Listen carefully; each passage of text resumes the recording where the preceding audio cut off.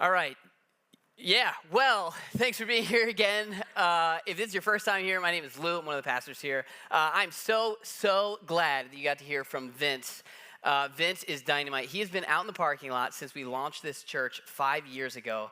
And you've probably seen him out there. He's the guy with the Mickey Mouse hands. He is just like this overwhelming source of joy and enthusiasm to everybody he's around. So I'm so glad you got to hear from him this morning. March 15th is our Team Up event. That's next Sunday. If you're interested in joining the team, we'd love to see you there. But if you haven't been here before, we're in the middle of a series. We take our teachings, we group them together in we call them a series under some common idea or theme. And this week, we're in the second part of a series called The Way. But don't worry, I'll bring you up to speed a little bit. And if you were here last week, this will be some review. So where we started last week was a big question. And I want to start there again. The question is, what is the role of religion? Right? It's a pretty big one. That's like a 30,000-foot question. What's the role of religion? Or in the context of the church here, what did Jesus come to offer? What was he hoping we would walk away with after everything he said and did? And the reason why I think this series matters is because if you're someone who's not totally sure about church, or you're new to church, or you're kicking the tires or testing the waters, this is a good opportunity, I think, for you to get an idea of what all of this, like the whole thing, was supposed to be.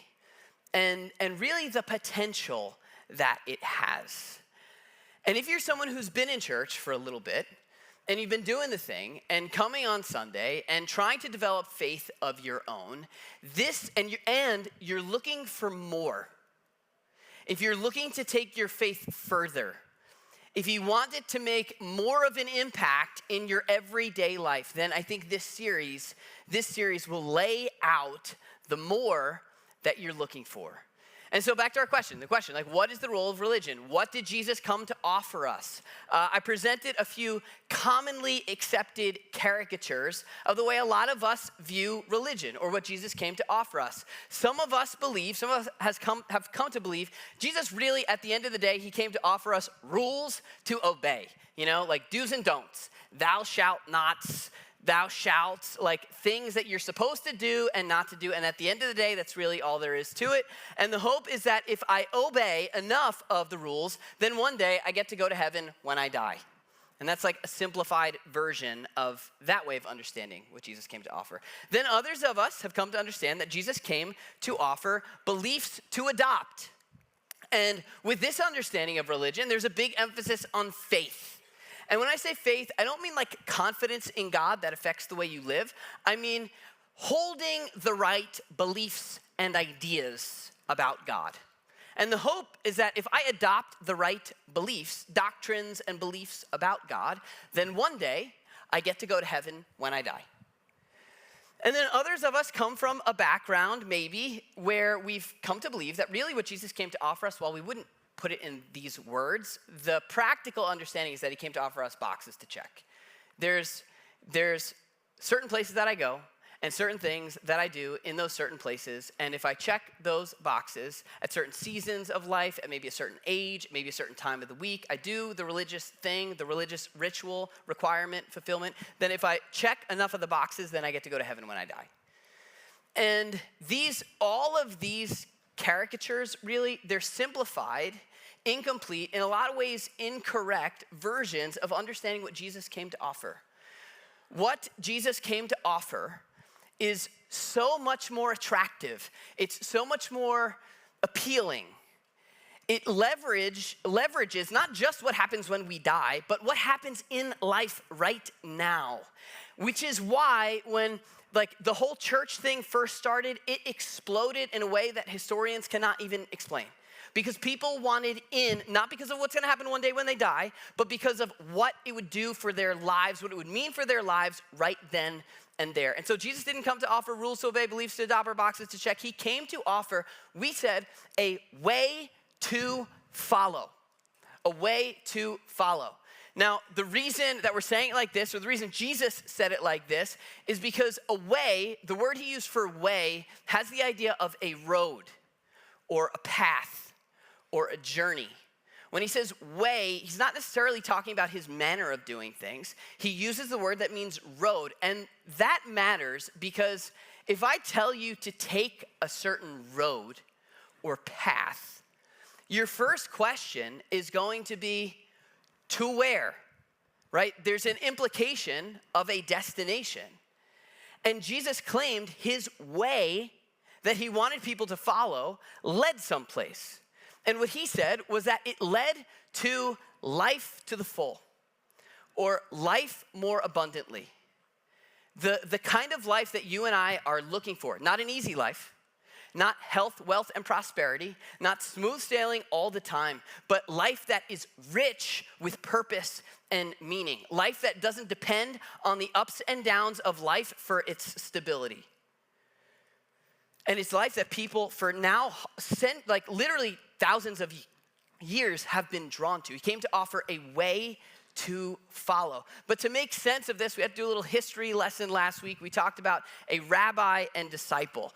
This was the world that Jesus walked into, the rabbi and disciple world, where a rabbi literally means teacher and disciple literally means student. When Jesus showed up, he went around teaching and he was referred to as a rabbi. Rabbis went everywhere with their disciples. And the hope was that the disciple would eventually become just like his rabbi.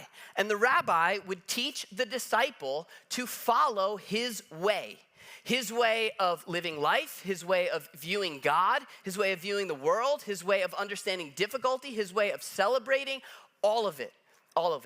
And when Jesus showed up, he didn't have a word for Christian, like no one had really coined that term yet. He didn't have a word for, he didn't call people of faith. Like the thing that he referred to, the title that he gave his followers were either followers or disciples. Like we come and follow the way of the rabbi, Jesus, the way of life, the way that leads to life to the full. So if you were here last week, and it was a lot in just a couple minutes, but if you were here last week, where we left off was okay, so Jesus came to offer this way and claimed that it was what all of us were looking for, like the water to the thirst of our souls. And the question was, well, how? How do I follow that way? And what I told you is that you had to come back this week. And you did. So congrats. And if this is your first week, well, you got out of last week. So congrats. But the idea is that we are trying to follow the way of Jesus.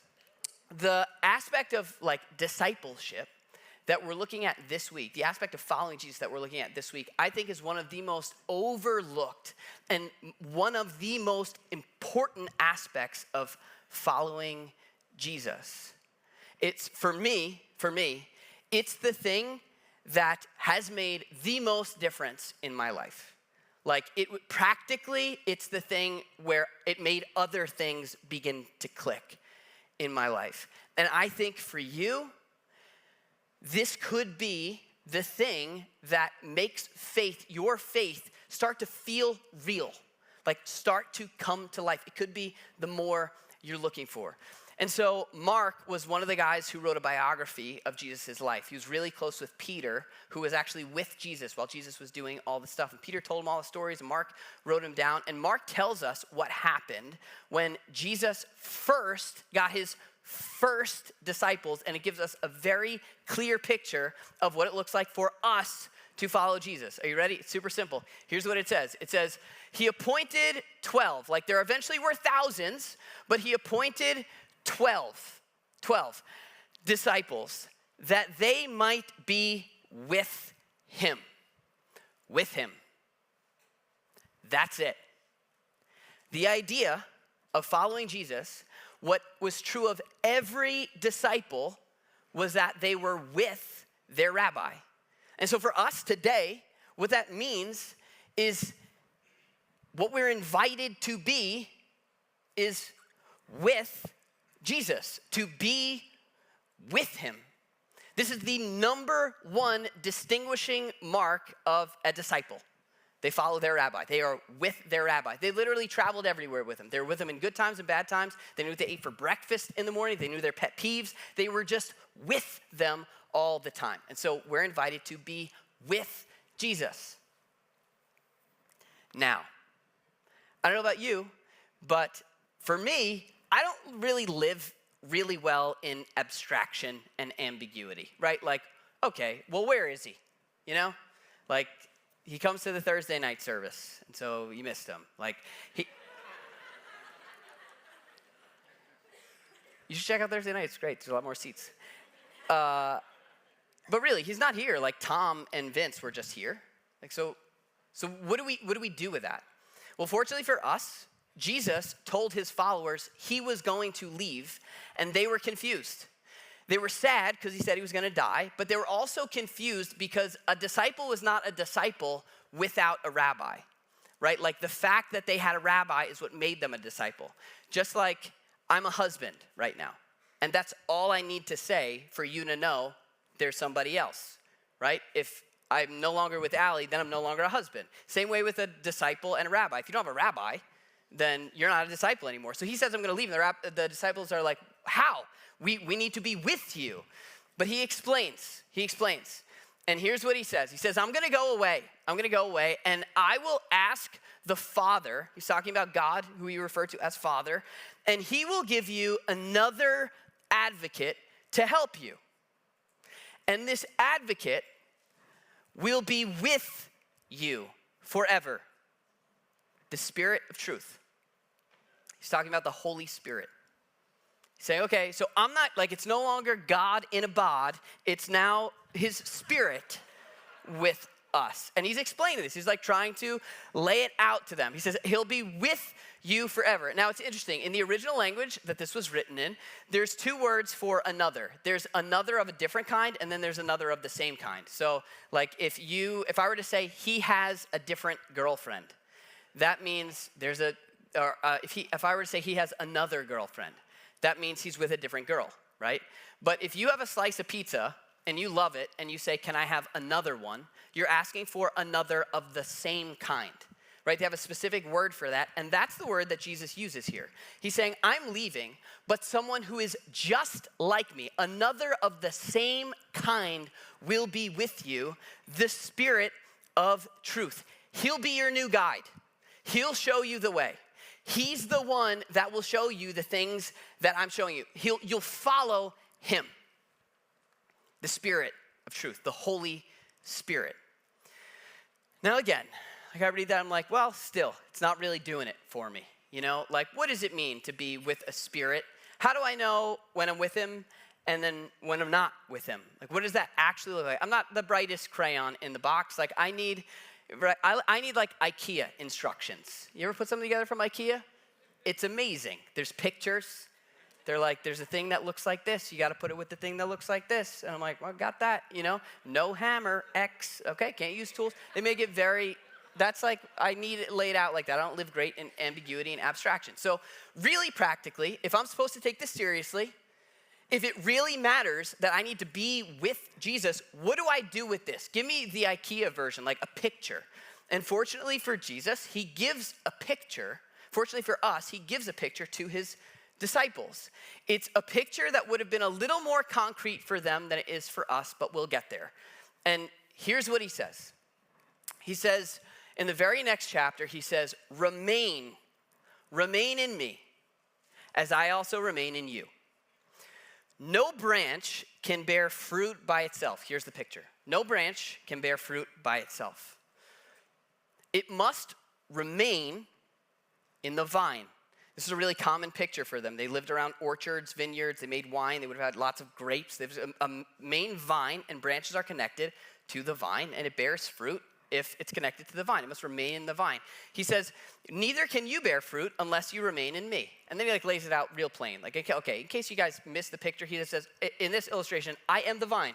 You are the branches. If you remain in me and I in you, you will bear much fruit. Okay? And so there's the picture. He's like, all right, it's got to be plugged in. You got to be connected, remain. Now, for us, again, we're still kind of in the world of abstraction. We're still dealing with like metaphors. But for them, their understanding of the word that Jesus uses for remain did make it a little clearer. The word we translate remain is often translated abide. If you've heard this verse before, you might be familiar with Jesus saying, abide in me. Abide, which means to live, to stay, to persist, or even to make one's home in. Like abide is where we get the word abode, right? To live, to make your home there. Jesus is saying, make your home with me. So let me ask you this. Here's how I heard this question put. It was in John Mark Comer's book, Practicing the Way, the book that we modeled this series after. He asked this question. I'll ask you the same exact question. Where is your emotional home? You ever thought about that? Like, where do your thoughts go when you don't give them a place to go? When you're not working through an email, when you're not scrolling through social media, when you're not trying to fix a problem or have a conversation, where do your thoughts go? Like, what is the home screen of your mind look like? Where is your emotional home? Where does your mind abide or remain?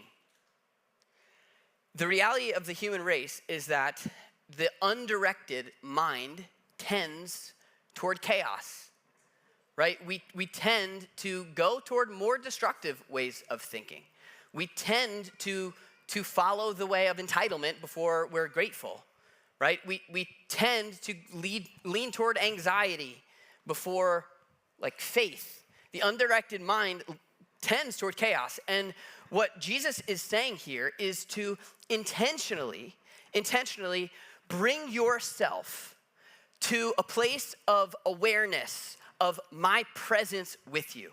Or we could say to remain is to live with a constant and intentional awareness of his presence with you, that he's with you. All right, so again, let's make this more concrete. Maybe you can connect with this, especially if you drive. When I'm driving, if I'm in the car alone, I'm one way. But if there's someone in the passenger seat, I'm another way. Always. Their presence makes an impact on me. It affects me. Even if they say nothing, their presence affects me. And who they are depends on how it affects me, but it's different than if there's no one there. What Jesus is saying is to live as if he's in the passenger seat. Live life with him in the passenger seat. So about 6 or 7 years ago, I was going through this application process, this assessment process. It was a church thing. I wanted our church to get in with this network. And I had to meet with the people who were running it, who ultimately decided whether we were in or out. And so I was nervous. I had to meet them in the city. We were driving into Brooklyn. I was driving to Brooklyn to meet them. And I pull up, I see them. I'm like, hello, trying to smile. And they're like, hey, we actually have to go over there.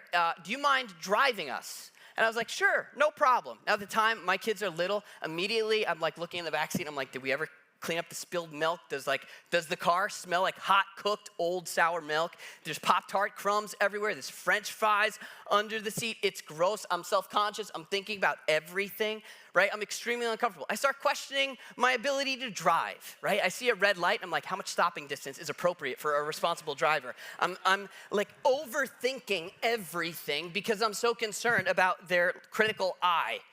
Now, these guys ended up being fantastic, and they were not critical, and they're amazing. But at the time, I didn't know that, and so their presence affected me. A few years before that, I took a road trip to Virginia with my mom. It was just me and my mom. Now, my mom is the best person in the world to go on a road trip with because she's the most prepared person you'll ever meet in any circumstance ever. She's got this bag. It's like the Barney bag. You never know what's going to come out of it. She never gave up the diaper bag. And so she's got snacks, salty snacks, sweet snacks. If you have a stomach ache, we got pretzels, there's mints, there's all sorts of stuff in there. And we're driving to Virginia. She's just pulling out stuff the whole time. At one point, she took out a portable DVD player. She's like, I don't want you to fall asleep, so we're gonna play Everyone Loves Raymond. But you can't watch it, you can only listen. And it was just like, I'm just living in abundance, right? Because of how prepared she was. What's my point? My point is, the person in the passenger seat makes all the difference. And for a long time in my life, the idea of like God with me was not appealing because of the picture that I pictured if I pictured him in the passenger seat. Right? Like I saw God as a critical, judgmental, like just waiting, you know, like assessing the way you're living and driving, like we're a little close to the shoulder, why don't you move over? Like just very, very critical. The judge who's on top of my performance always. And so the idea of like, all right, I know he knows when I'm sleeping and when I'm awake, like I don't want him in the passenger seat 24/7. It's not something that was appealing because of the picture that I picture when I picture him. And if the idea of God with you all the time is like, man, I'm not too sure about that, then there's a much better picture for you to see.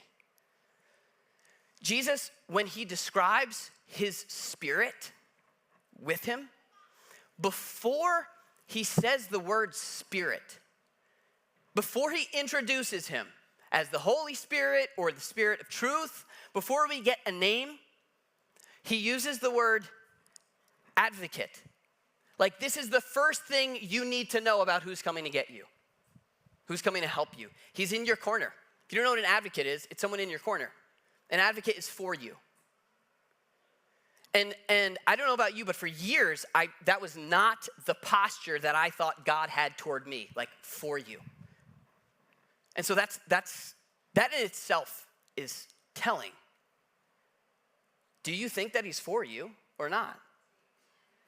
But then he goes on and he clarifies even further what this should feel like, using the same term. He says this. He says, as the Father has loved me, so I have loved you, which that in itself is worth thinking about in the shower. Like that's a pretty serious extent of love, right? But here's what he says. He says, now, in light of that, remain, there it is, same word, make your home in, abide in my love. Like it should feel like the person in the passenger seat, right? If we're gonna regroup here, he's saying, live as if I'm in the passenger seat. And what that should feel like for you is a source, a constant source of love from an advocate who's with you. That's what this should feel like. And he's saying, remain there. Intentionally bring your mind there over and over and over again. Or if we're gonna bring this all together, we could say that to remain is to live with a constant and ongoing and intentional, because it doesn't happen on purpose, awareness of his presence with you and his love for you. Or if you're like me and there's no way you're gonna remember that, the idea is remember he's with you and for you. The one who's with you is for you. The one who's for you is with you. It's his presence with you and his love for you. Live in it. Make that your emotional home. Return there again and again and again and again. And what he's saying is it will change you. That's what it looks like to be with Jesus. Now, again, I hear that, and let's say I'm gonna do it. You know, I'm gonna try and do it. I'm gonna try to abide in the love of Jesus. You know, and so if you come up to me, you see me walking one day on the sidewalk around here, and you pull over and you're like, hey, Lou, like, what are you doing? And I think I'm gonna be like, oh, just like abiding in the love of Jesus. Like I'm not trying to give that vibe, you know? And the reason why I think that's, maybe it doesn't do it for you. Maybe it does. Maybe you love that and feel empowered. But if it doesn't, if you're like, come on, like it's cheesy or it's not practical, it's because we've romanticized the idea of love. Like we think of Valentine's Day and Hallmark cards and mushy-gushy feelings. But the idea of love is it's acceptance, it's approval, it's admiration. It's things that give us a sense of adequacy, of feeling like we're enough. And we live for that. Like we exhaust ourselves to earn that. And what he's saying is, here it is. Like, it's from the person in the passenger seat. Remain in it. Like, just bring your attention back to it over and over again. And think about this, right? You talk about bearing fruit, like meaning making a difference. Think of the last time you felt admired deeply, or finally accepted, or like you had won over approval. Like, what did it do within you? Were you just like, cool, unfazed? Or did it, like, something happen internally? It changes the way we're seeing things. It changes the way we handle things. When I was in school, when I was in ninth grade, I played on a basketball team, and I didn't really gel with the guys on the team. They were a little bit older than me, and the problem was really more me than it was them. But I just didn't feel like they liked me. And there was one game, got to the end of the game, it was a close game, it was against one of our rivals. The ball ended up in my hand, and I made a big shot. We ended up winning the game because of the shot that I made. Normally I'd miss a shot. That day I made it. And as soon as the ball went in, I was swarmed by these guys, swarmed. And I felt like finally accepted, finally approved of, admired deeply by these guys. And you know what I wanted? I wanted to stay with them, because there's something about that feeling that we're drawn to. There's something about feeling admired, feeling worthy, feeling accepted and approved of that we need and want and work for. And it changes us. Like, when we feel that way, when you feel approved of, when you feel like you're enough, when we have love in the system, we're naturally more hopeful. We're more resilient. We see the world more optimistically. We tend to be more grateful. We literally think more clearly. We can handle hardship a lot better when we feel like we're enough. But when we don't, it's like the wheels fall off. If I had missed that shot, and then those guys came up to me and they were all annoyed, and then someone gave me bad news, it would have felt like the whole world was falling apart.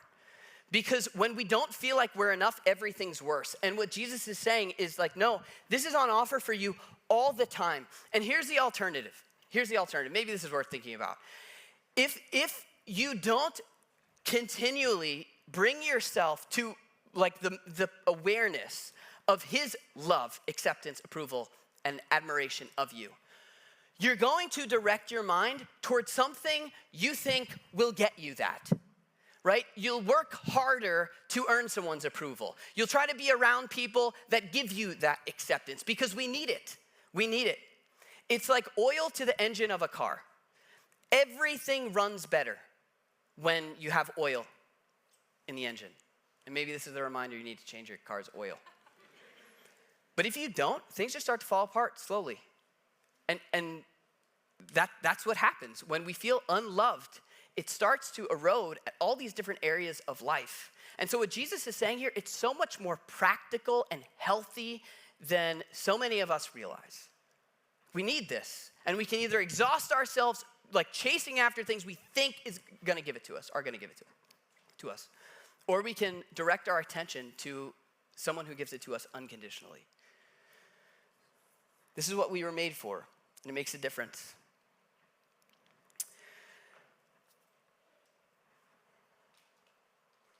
Jesus continues on, and I think it's important to read this, because if you go and read John chapter 15, you'll come across this verse, and if you don't understand what he's saying, it can be a little scary.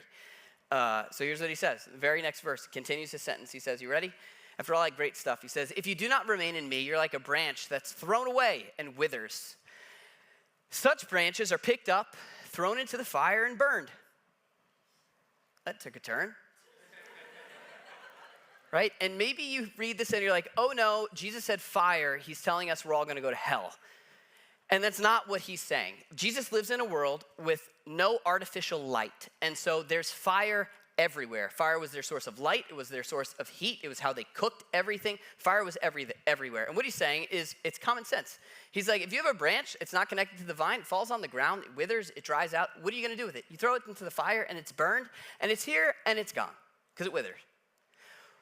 Compared to a branch that is alive because it's connected to a source of life and just continually bears fruit, right? What he's saying here, and this is important, like if you don't continually bring yourself to a place, intentionally bring yourself to a place where you're aware of his energizing presence with you, your faith, it will wither.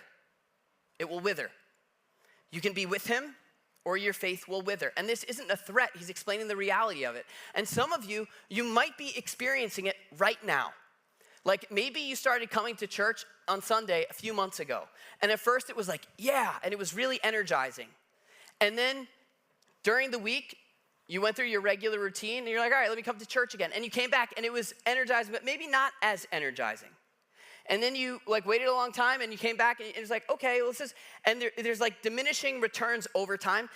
That's the natural way things happen. It's like a plant, if you water it once a week, it will eventually wither. A disciple was with his rabbi all the time. It was this ongoing sense of learning the way. Like for what Jesus is explaining is this ongoing sense of energizing approval, admiration, and acceptance. And that will keep you alive and bearing fruit. But it doesn't happen from just every once in a while checking in. For me, this was one of those things, I told you earlier, this was one of those things where it just clicked for me. When I was in college, for the first time, I was like, you know what, I'm gonna start praying every day, just for 5 minutes. I had prayed every once in a while. It'd be awkward. I was like, all right, let me try 5 minutes, like just try to get regular with it, see what all the fuss is about. And at first, I had nothing to say, you know, I didn't know, it was weird, it was awkward. When I ran out of sick friends, I didn't know what else to pray for. And then eventually over time, I noticed like I began to feel more peaceful while I was doing it, like more joyful. There was this internal sense of tranquility that I began to look forward to, and eventually it became more than 5 minutes. But there was one day specifically, like I'll never forget it. What I would typically do is pray, have my little like quiet time. I loved it. And then I'd go like take on the day and just get hit with the weight of the day. But there was one day specifically where I got up, said amen, I was like, here we go, and then just thought about all the stress of my assignments that I had to do and my classes that I was gonna be late for and all, and I stopped, I paused, and thought, what if I don't hang up the phone? Like, what if I didn't just shut this part of my life off and move on to the next part? What if it came with me? And later on came to find out like, this is actually the whole thing. Like this is what Jesus was talking about. This is what the Apostle Paul meant when he said to pray without ceasing. It's not literally continue a conversation always in your head to God.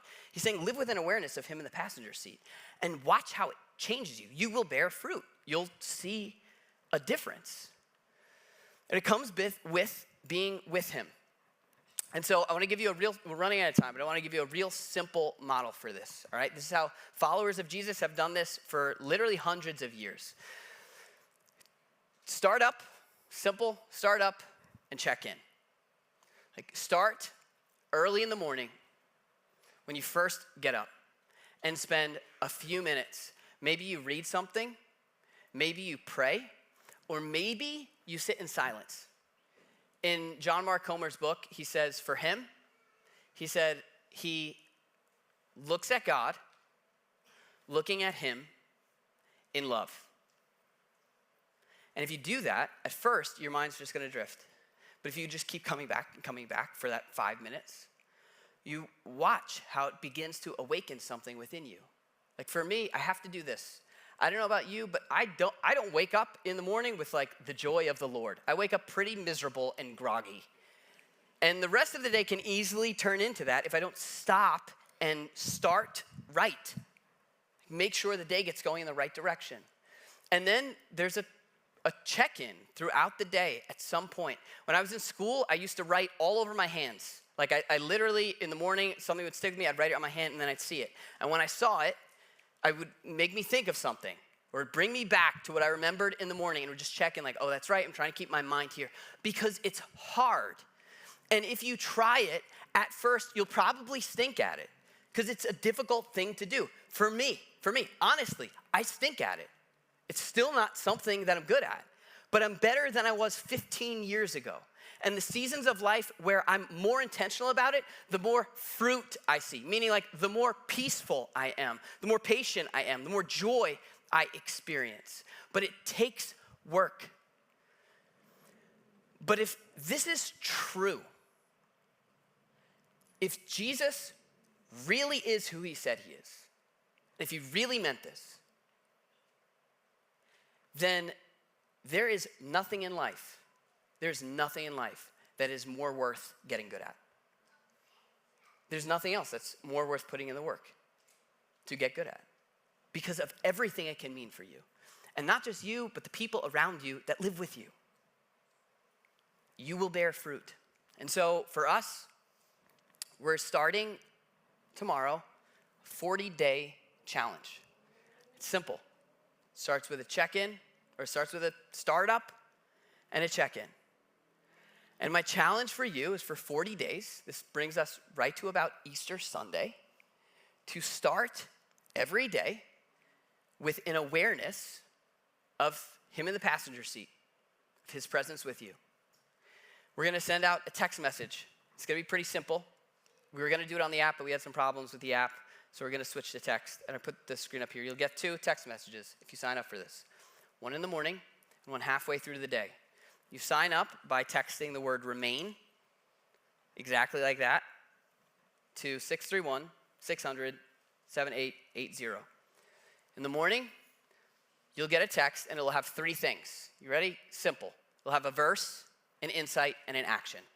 So on day 1, this is Monday, tomorrow, spoiler, this is tomorrow. The theme for the day is build on the right foundation. You'll have a verse. The verse is about building your house on the rock.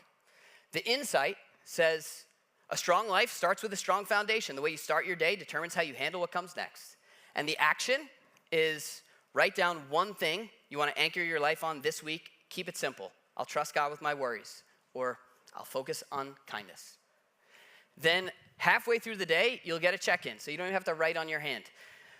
Same theme, build on the right foundation, but you get a different verse. It says, the Lord is my rock and my fortress, my deliverer, my God in whom I trust. The insight, challenges will come today. When they do, your response shows what you're building your life on. And the action, in the middle of the day, your action is pause for 10 seconds and say a quick prayer when you feel stressed or frustrated, like, God, help me stay steady on you.